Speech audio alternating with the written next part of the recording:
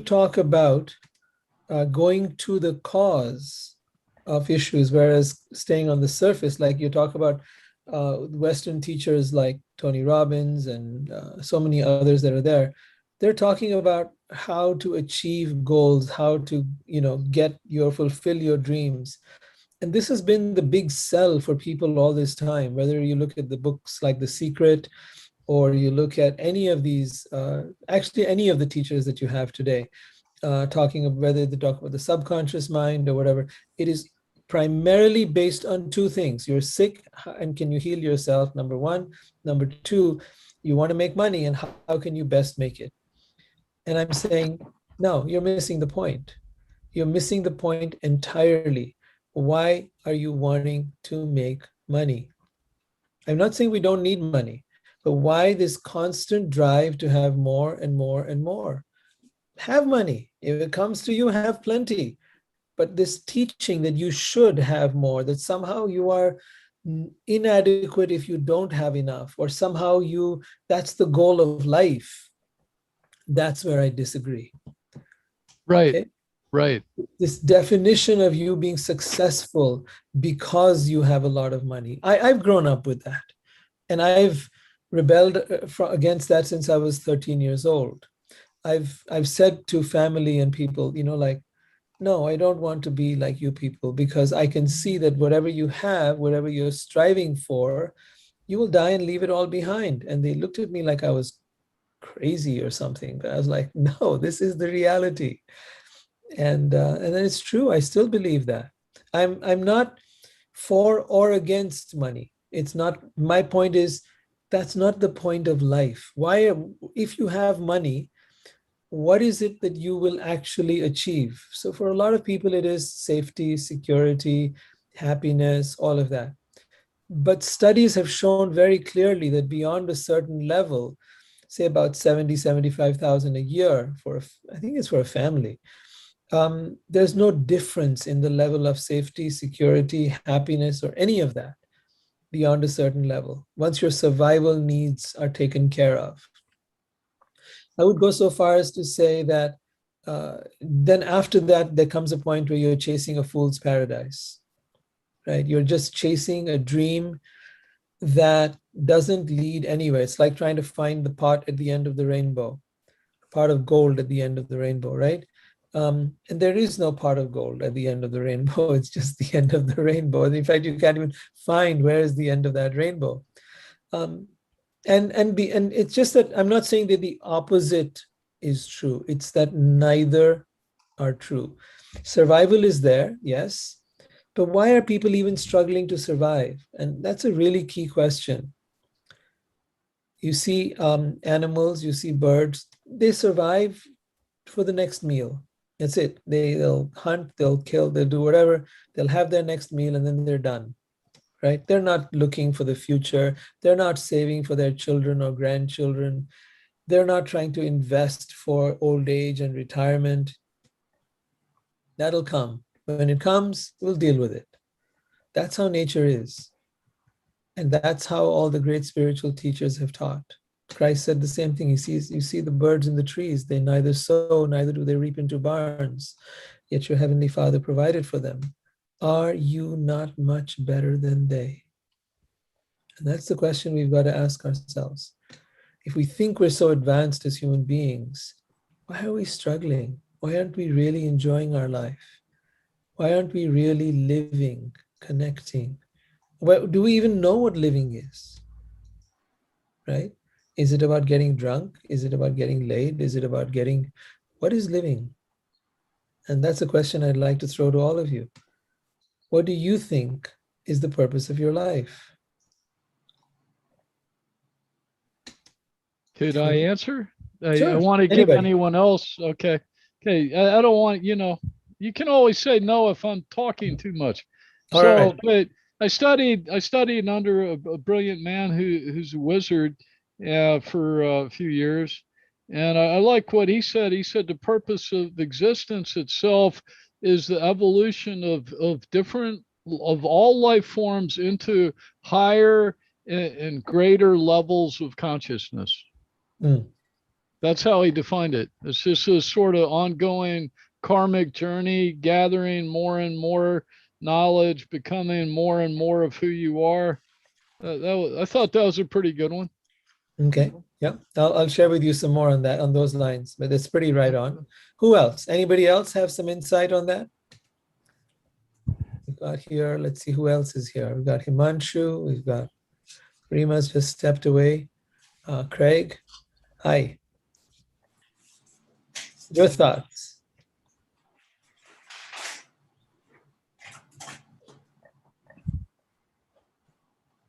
You're on mute, Craig. Okay, I could share. The question was like kind of Purpose of human life. what we're the purpose of human life, or what we're focusing on, or Sure. What is it for you? yeah, right now, for me, it's just slowing down. It's slowing, slowing. It's To what I end? do. What's the purpose of that? The purpose of that is there's there's an inner self to connect to, which is way easier as I slow down. Right. As I take my time, as I slow down, things expand. I'm able to be. I got plants in my house, and they speak to me when I slow down. I'm drawn to nature. I just realize like slowing down brings my favorite things into just more existence, more color, more just awareness of them. Thank you. That was brilliant. That was great. Slowing down, if I could sum it up for you, it's slowing down makes everything come alive, right? Slowing down is not just walking slowly or just eating slowly. That's a part of it. But it's also slowing down your rushing mind, slowing down to experience life as it is, whether it's something you're eating or drinking, whether it's a conversation, being in nature, just sitting down and having a cup of tea, slowing down.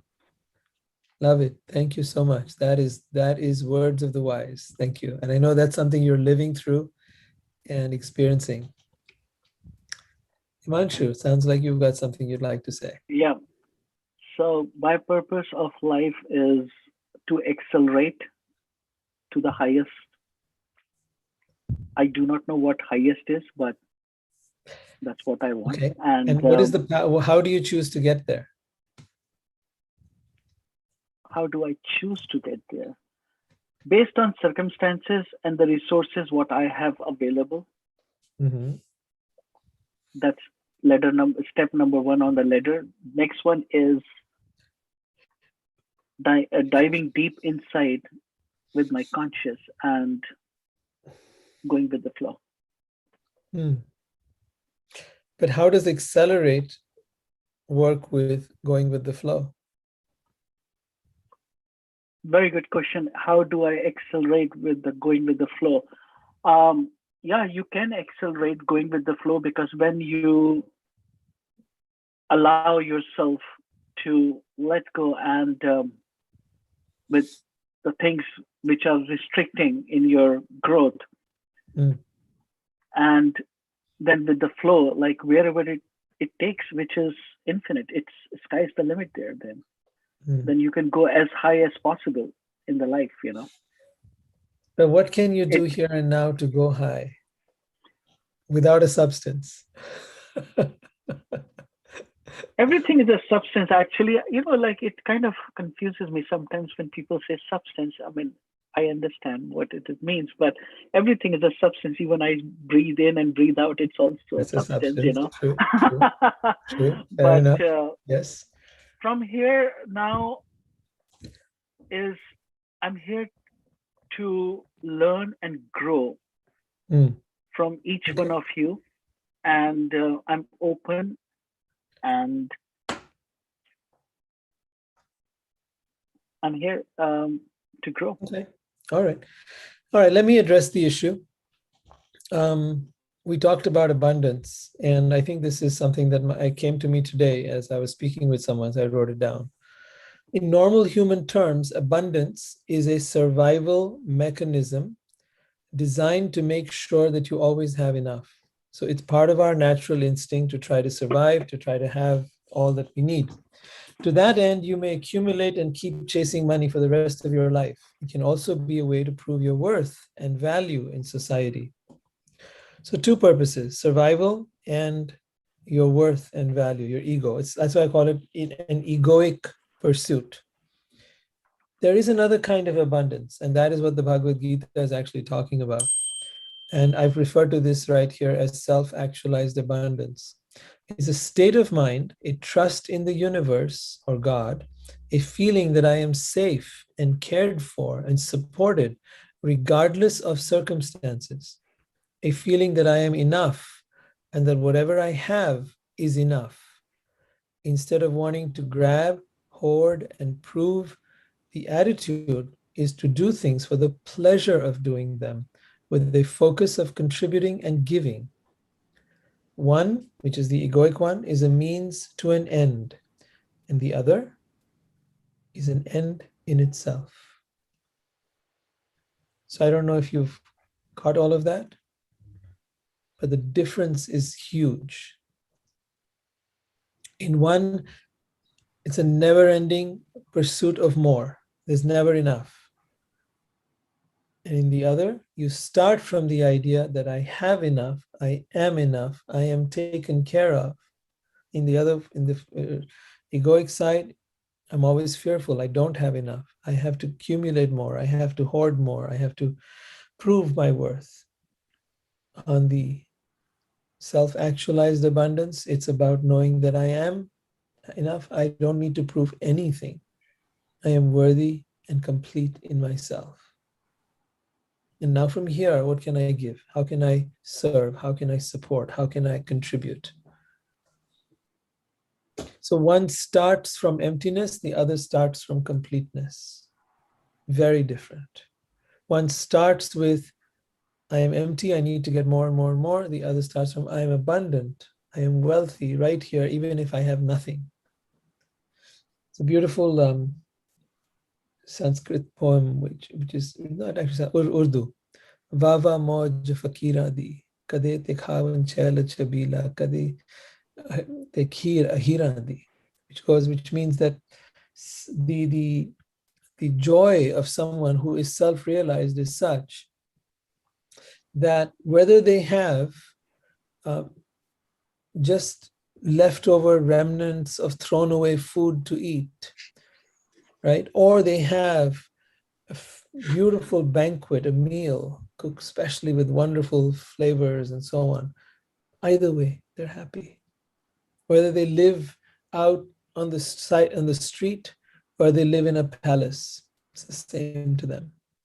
And that's the state we can all come to, because if your happiness is dependent on anything external, if your sense of identity is based on anything external, if your identity is even based upon this body or what you have or your possessions or your knowledge or your education, you will always be in this struggle of trying to prove yourself, because nothing in the world will ever be enough.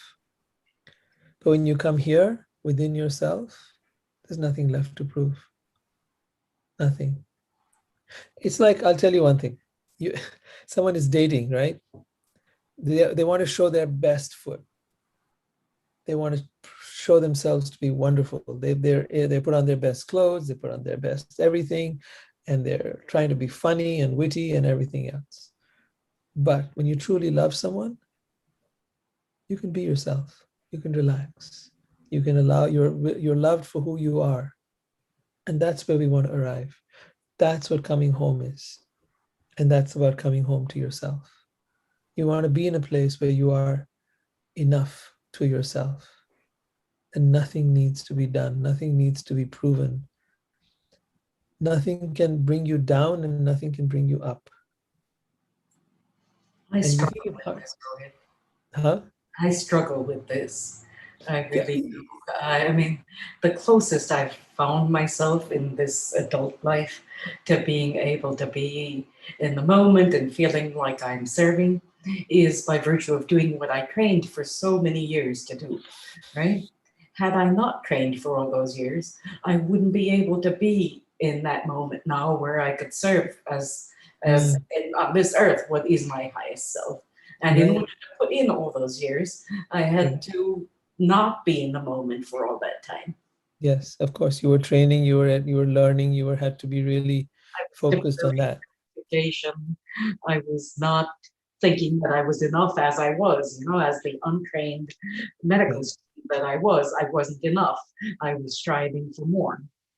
Rima, if you were to be, let's say, in a place where you were cooking for 100 people, or you were doing something where you could contribute in a way that made other people happy, that fulfilled them, would that satisfy that urge in you?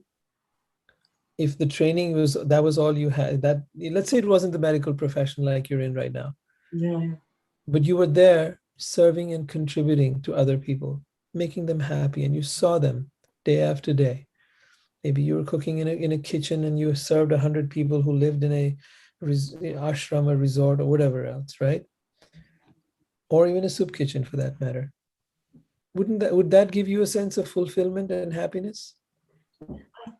I would have to only do its answer theoretically, right? Because it's Yeah, been so many theoretically. years that I have served in other ways. You would have served in other ways, right? Yeah, It's been shown, Rima, that the I think I greatest level of happiness human beings have is when they're able to contribute. yeah. It's actually been demonstrated in the, if you study the psychology of it's called positive psychology.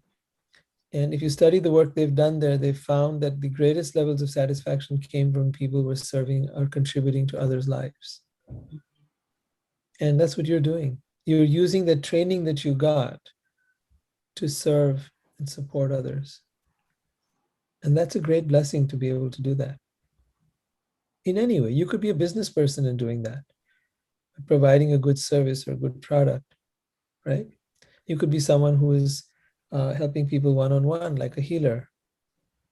If you will indulge me for a couple of moments, this is bringing me back to a conversation I had approximately 30 years ago when I first finished my training and went to India to go volunteer. Right, I went to a small town in Gujarat, Jakarta, and I was a young doctor then, pretty full of myself, and feeling good about going and helping. And I had dinner one evening with a local guy whose job in that town was to be the spiritual guy. He was the spiritual leader of that area, right? And we sat down and we talked over dinner, and he said to me, "Yeah," he says, "All right, so you're here, you're helping." He says, "How many people did you help today?" I said, "Oh, 2 or 3." He says, "All I have to do is teach them about the real nature of who they are, and I can help millions of people." He said. Yeah. So And maybe that the has point the, you're yeah, making is that we all serve in our own way. And absolutely. maybe had I not gone to school and taken a job as a cook in a soup kitchen, I would have still been happy serving. Yes, that's what I'm trying to say. I'm saying that the fact that you can contribute and make a difference, whether it's to one person or to many, it's the act of contributing and making it, even as a business person, contributing a product that makes a difference in people's lives. When you see the reviews and you see what people are saying about the product or service that you're providing, it's a very different attitude than someone who is doing what they do because by doing that, they will have a ton of money, which will prove their worth, and people will now look up to them. You see, there's an egoic trap in that. It's very different. One is coming from, oh, I want to be great. I want to be significant. I want to matter. I want to be recognized. The other is, how may I serve you? There's a place of humility there. That is the difference you will find in every area that you in every career, in every place, whether it's a spiritual teacher like you're talking about, or whether it is someone who is the chef, and has that arrogance. It's the difference between arrogance and humility. It's the difference between I am great at what I do, and so therefore I'm great, or I am no, whatever I do is just there to serve you. It's that difference. It's that very tangible, subtle, yet powerful difference.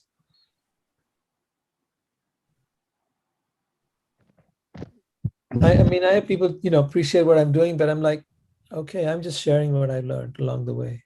And I've had so many wonderful teachers on that way.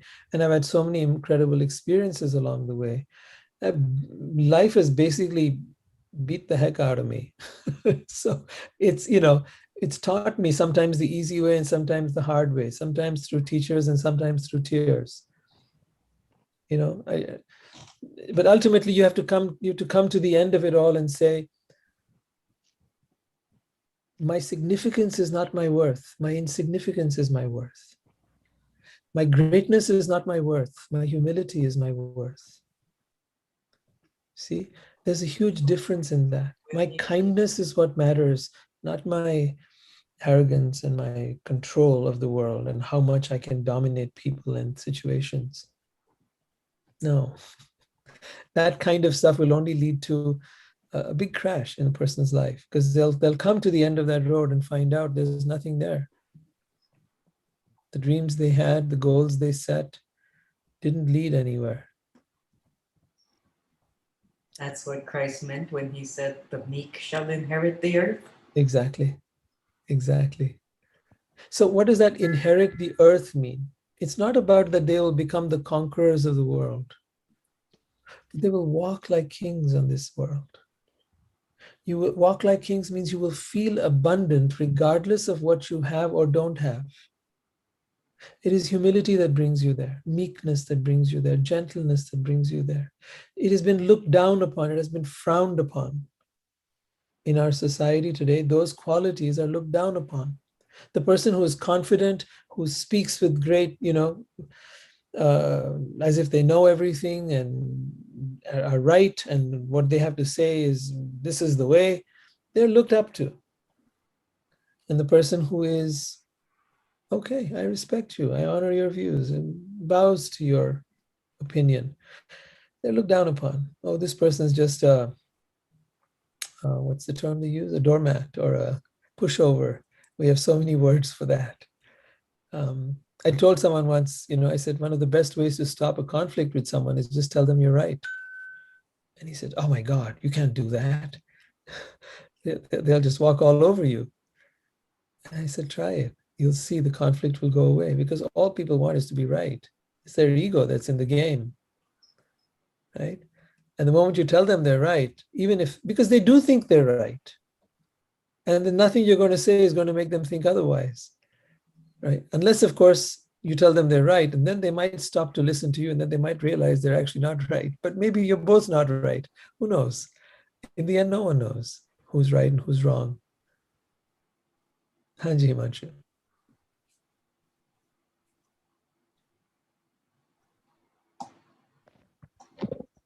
Are you wanting to say something, or are your hands just waving?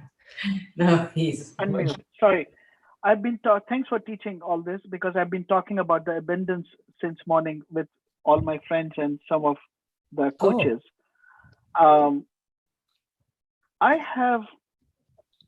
Is it like me, or it's natural to be in a conflict, about when you're practicing abundance, Sorry, I'm ESL. Let me tell you, all of you. So my English is very different.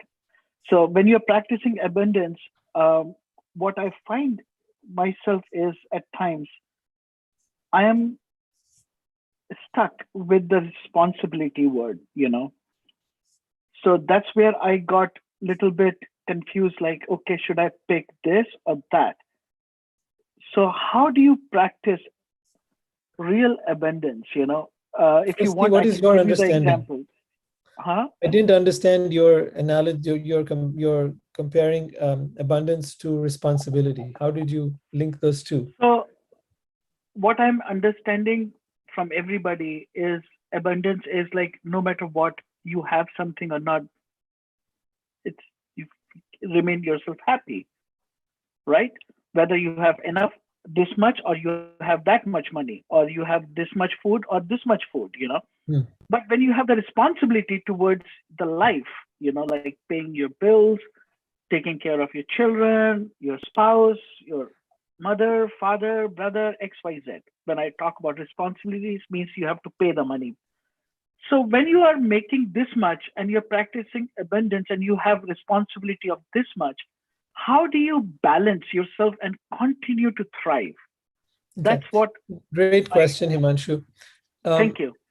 Yeah, I really appreciate that, because this is a real situation, and it's a real situation that I've dealt with for a good part of my life. So I can definitely answer from a So place of experience. how did you dealt it? I mean, I'm more Yes. interested in that rather than any philosopher has written No, a I'm book not on it, telling you any philosophies. I'm telling you what I've struggled with and lived for most of my life.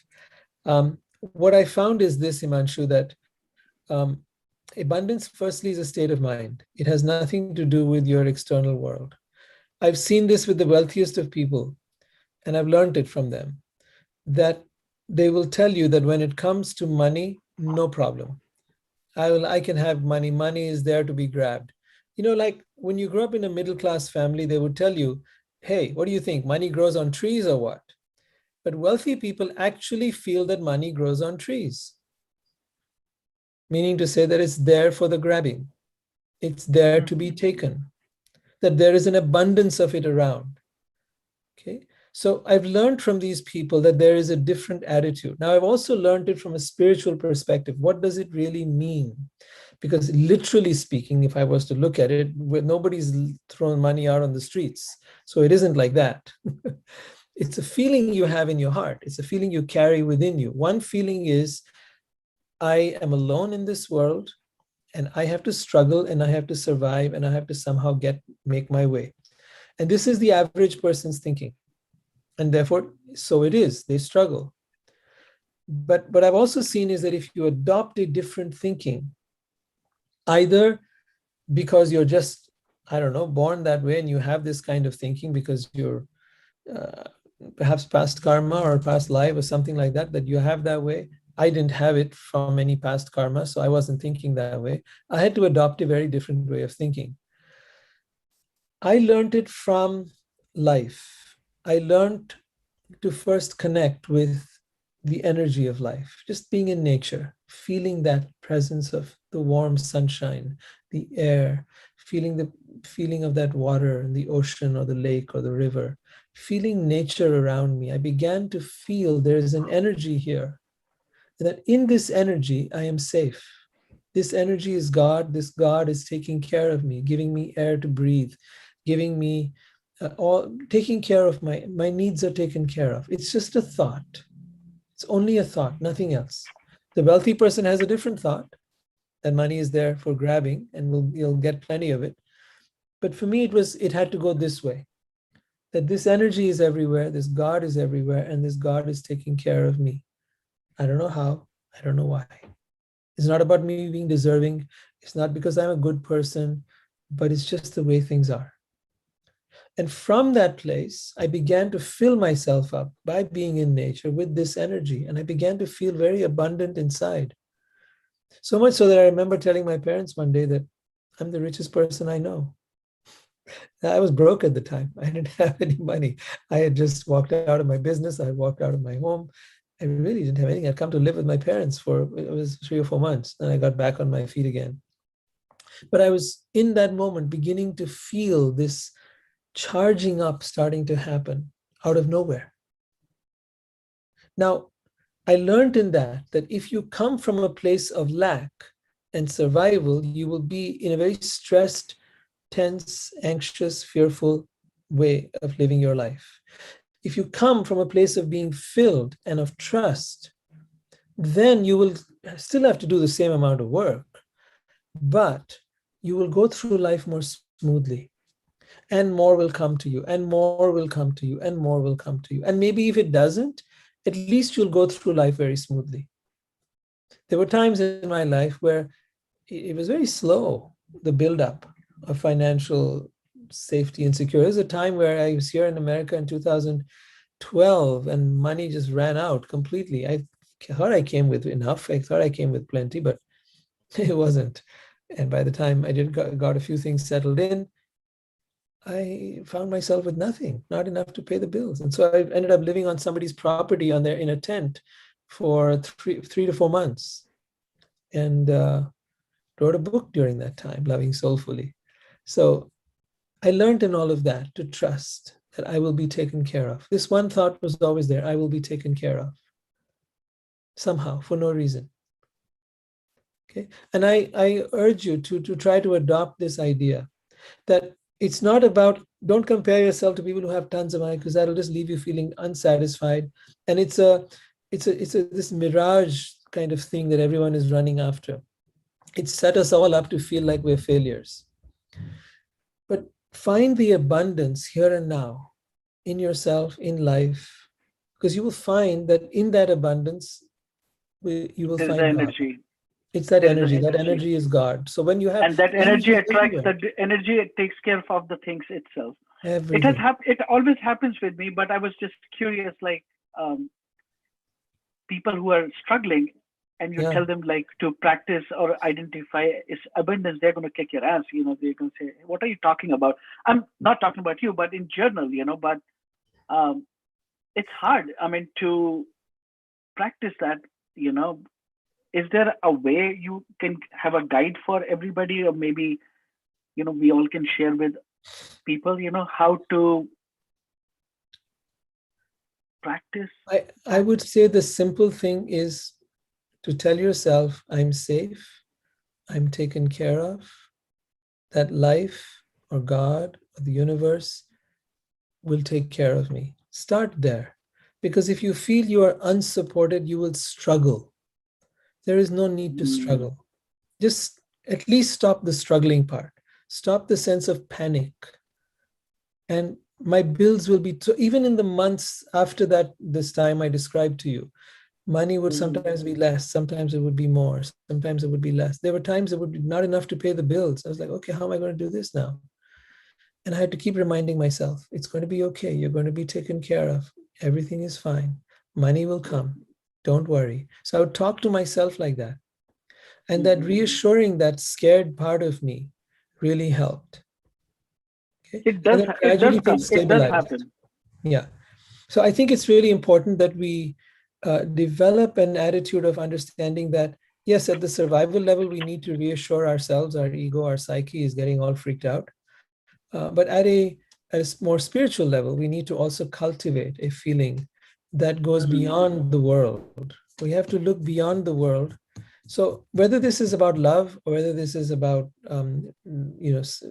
abundance or whatever, this feeling of abundant happiness, abundant love, abundant peace, abundant wealth, all that is here. That treasure is here. The big journey is making it into that place, into that inner space. So I'm saying to you, if you can feel it even for 2 minutes a day, if you can be out in nature somewhere and you can take a few deep breaths, and if you can feel that feeling even for a moment, you will start to layer one layer upon the other, on top of the other, until it becomes something that is tangible for you. Okay? We're going from intangible to tangible. We're going from something that is esoteric to something that is real. But how do you do that? Through repetition. Repeating that message to yourself.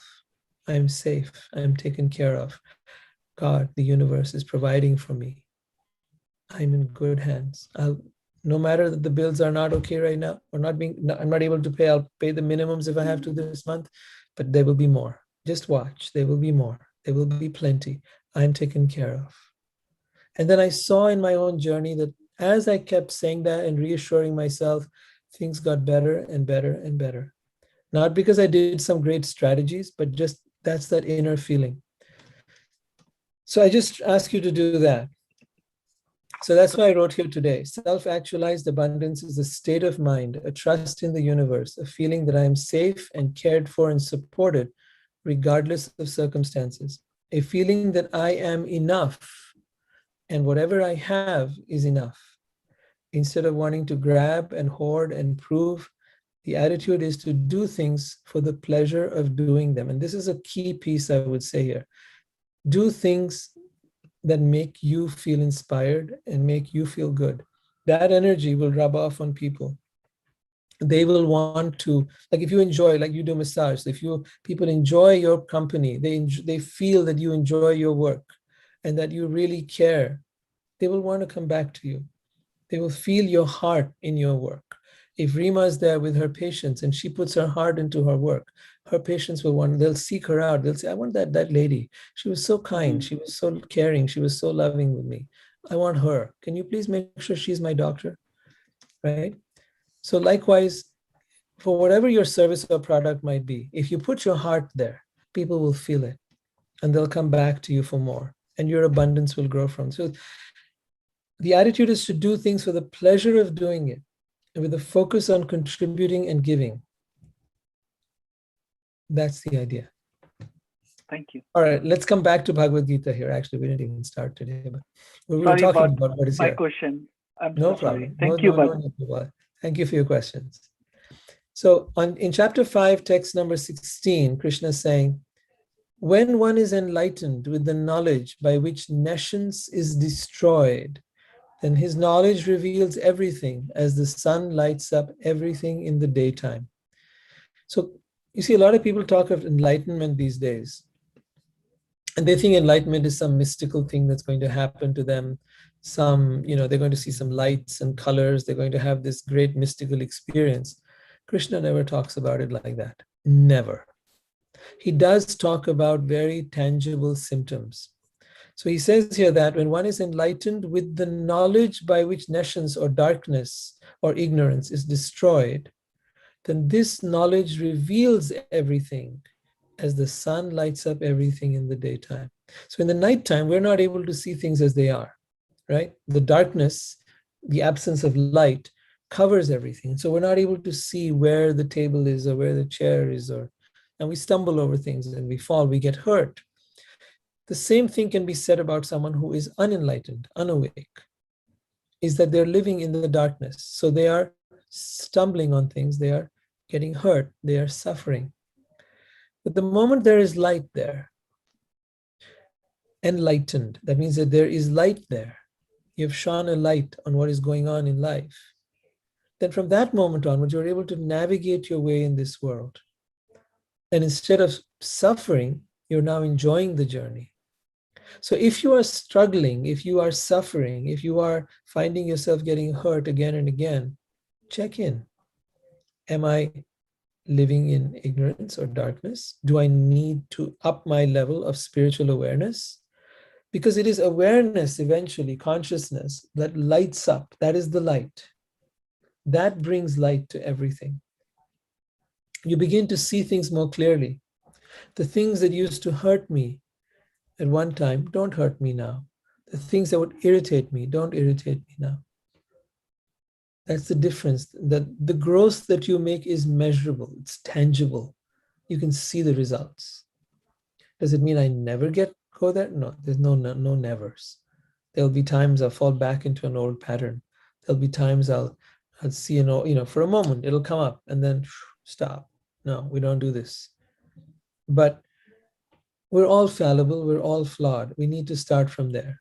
We all make mistakes. We all do stupid things. Start from there.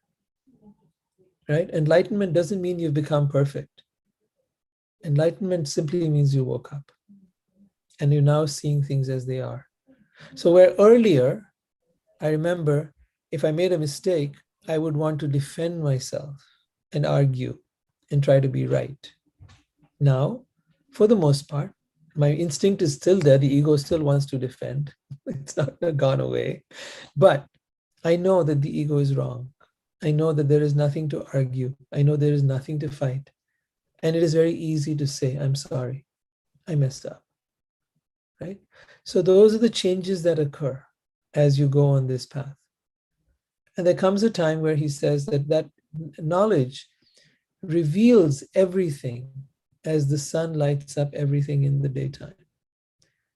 You begin to see things very differently. You start to see things very clearly. So I don't in any way think of myself as enlightened, but I do see myself seeing things more clearly. Everything somehow seems to be fitting in. It's like the pieces of the puzzle are coming together. And that, I think, can happen for all of us. I'll tell you this, it will not happen through, so he's saying here, one is enlightened with the knowledge by which nescience is destroyed. This knowledge reveals everything, right? It's very fine language here. We think of knowledge as something intellectual. Like if you read the Bhagavad Gita 100 times, maybe you'd finally get it. No. If you memorized all the verses, maybe you'd get it. No. It won't happen. This is not that kind of knowledge. This is what in Sanskrit they call Atma Vidya. This is the knowledge that touches the soul. In other words, it's experiential. It causes an awakening to occur. If the awakening is not occurring, that means you have not taken that information deeply enough. You're still hearing it with your head. So hear these words at a deeper level. Hear them at a level that sinks in. How do you do that? By being receptive. You can struggle with it intellectually, or you can hear and allow it to penetrate your subconscious. How do you do that? Just relax. It'll happen. So your subconscious is only penetrated when you relax. That's why usually, I didn't do it today, but we start off with the meditation. Why do we do that? It causes your subconscious to relax. Why do we want your subconscious to relax? So that the knowledge can be embedded, so it can go in deeper and not just remain at the intellectual level. That's the trick. I used to wonder about that. Why do people start off with some kind of meditation? Then he goes on to describe what it feels like to be enlightened. Chapter 5, text 17. When one's intelligence, mind, faith, and refuge are all fixed in the Supreme, then one becomes fully cleansed of misgivings through complete knowledge and thus proceeds straight on the path of liberation. What does this word mean, fixed in the Supreme? So he's saying that when your knowledge, your intelligence, your mind, your faith, your refuge are all fixed in this. Remember I was talking about this earlier, about abundance? That your trust is there in the Supreme, in God, in the universe. That this trust is there, I'm taken care of. So similarly, this trust is there that I am being guided, I am being shown the way. The more you trust that inner process, that there is something in you that is wise, that knows, that understands, and that will guide you. The more you slow down, like Craig was saying, slow down and listen. Listen to every part of you talks, by the way. I don't know if you'll know this. Your body talks. Your body talks. Not just your thoughts, but your emotions talk. Your body talks and your soul talks. Right? Besides all the other voices that are in your head, there's a whole bunch of other talkative parts of you. But to access those more subtle realms requires slowing down. And so I love the input you gave, Craig, about slowing down. That was just so perfect. In every area of your life, wherever you get time. I know in your work, you got to be busy and you got to be doing things, but whenever, wherever, however, you can slow down. Even if you can slow down just walking from your office to your car, just that much. If you can slow down, turn inward. And as you're walking, become aware of your breath, just that. And it makes the shift like this. For those few moments, you will suddenly feel energized. Everything will become clear. So the idea is to gradually come to a place where your faith, your refuge are all fixed in the Supreme. From there, you become fully cleansed of misgivings and proceed straight on the path of liberation.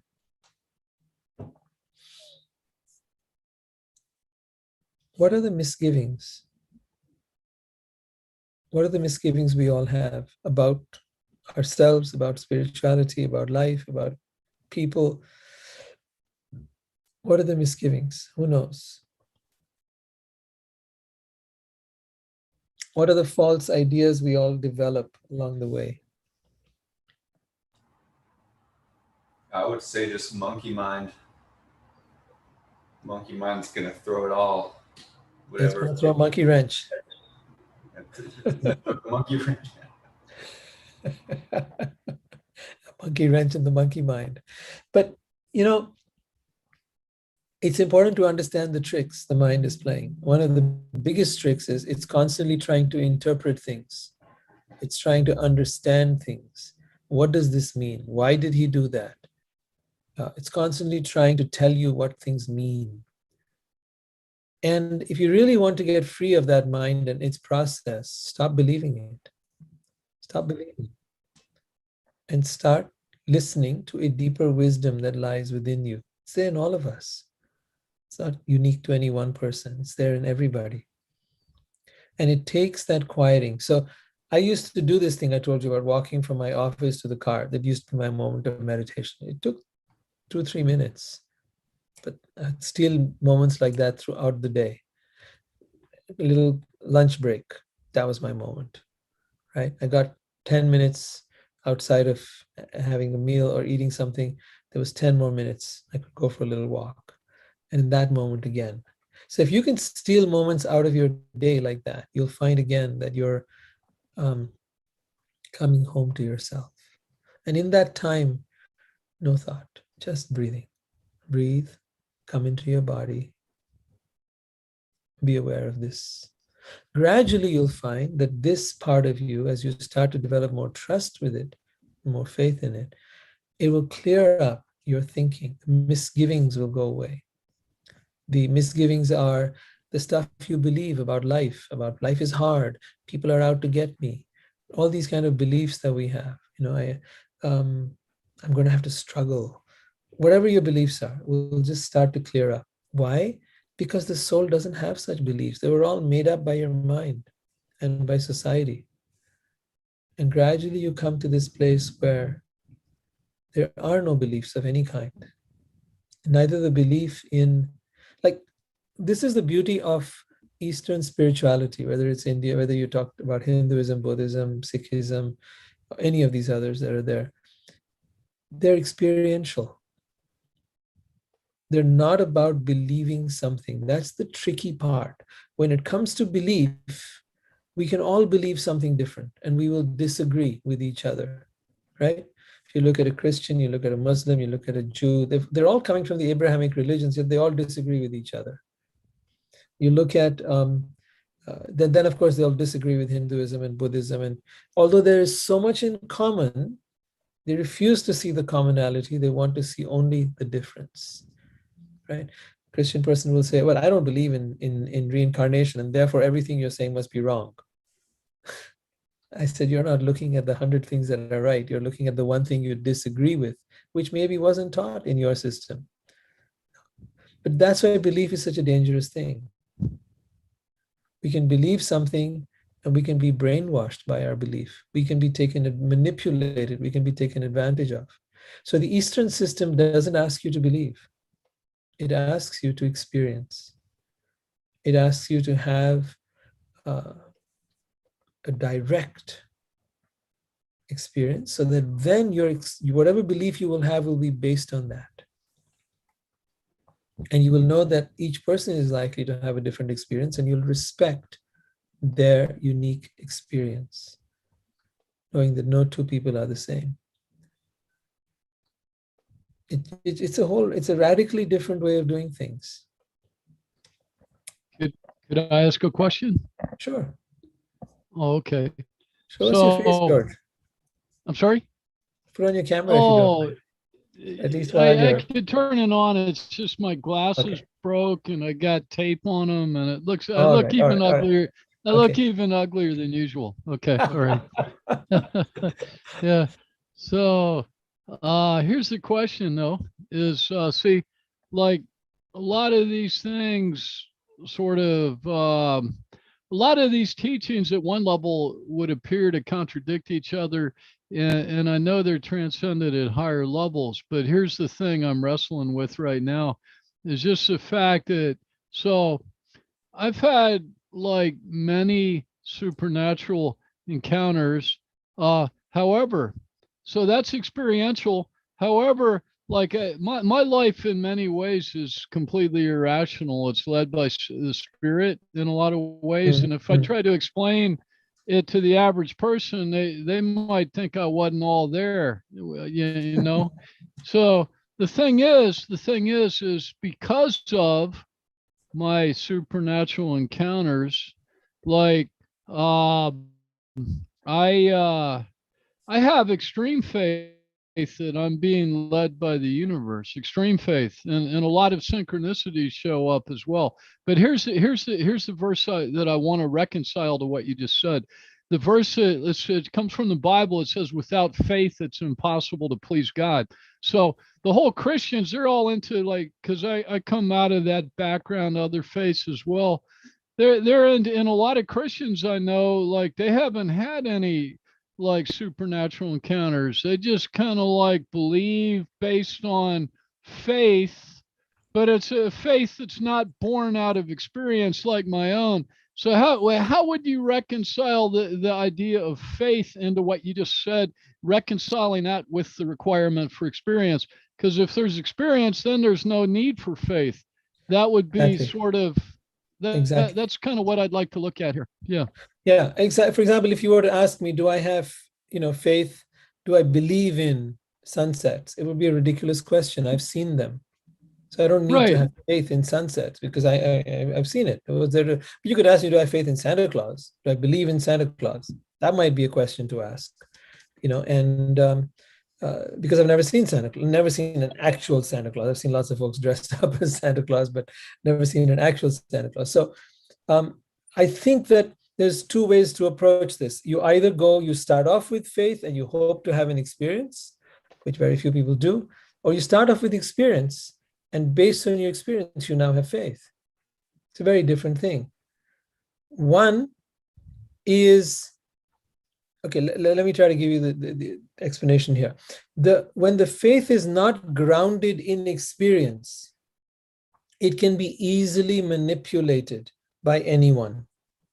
So I can come and tell you, I am the reborn Christ and I am here to save you and blah, blah, whatever. I can make up any story I like, right? I can tell you that I am the guru, I'm the reincarnation of Vishnu and blah, blah. I can spin it any which way I like and you will just believe it because you're going on faith, right? Maybe if I wore the right robes and I had a long beard, and I could have a very charismatic personality, you might just go for it. You might just fall for the whole thing and say, man, this guy's the real thing and we will just bow down to him, right?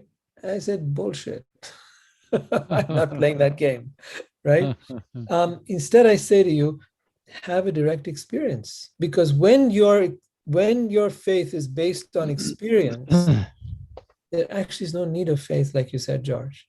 It's Right. based on direct. It's something that is so tangible to you, and not only is it there once, but you've had the experience again and again and again, and now it's like a science. You know that this works. This is exactly how it is. And for me, that's how it's been when it comes to spirit, when it comes to God. It's this whole idea of being guided, of being shown the way, one step at a time. All Yeah, right, guys. it's just like very Yeah. succinctly. Oh, I was just going to very succinctly. It seemed as if there's maybe no place for faith in your uh, in your paradigm here. Is there a place for faith? Because does Absolutely. experience eliminate the need for faith? Not really. That's sort of the question. Yeah, because I've had experience, but I also still have faith. But go ahead. I have Sorry. faith. To me, Yeah. faith is trust. It's Okay. Trust. Okay. Trust that which I have experienced is tangible and replicable. It's to me, it's scientific. It's that level of trust and that level of faith. So it's not faith that is based on faith that is based on faith, but it is faith that is based on experience. I think every human being, when we walk out on the street, we have faith. We're not going to walk in, have an accident when we drive our car or we cross the sidewalk. We have faith that we're going to make it through to the other side, that we're going to get to our work safely, right? Because we've done this and we've done it again and we've done it again. So we don't have any doubt as long as we take certain precautions. But if I simply was a first-time driver, I'd have to have a lot of faith that people aren't going to bump into me because I have no idea how the world works. The sad part in most religion is they don't give you tangible tools to work on. To create your own experience, to find To it. create your own experience, exactly. Yeah.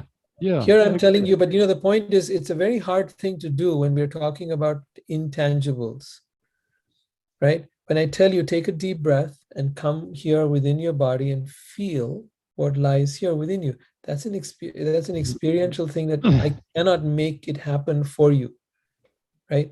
It's an experience you've got to do.